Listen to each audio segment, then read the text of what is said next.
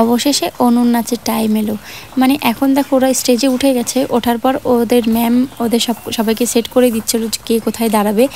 আর এইবার হচ্ছে ওদের নাচ। তো চলো অনু সাপুরিনী সেজে কি নাচ করলে এবার সেটাই দেখা যাক।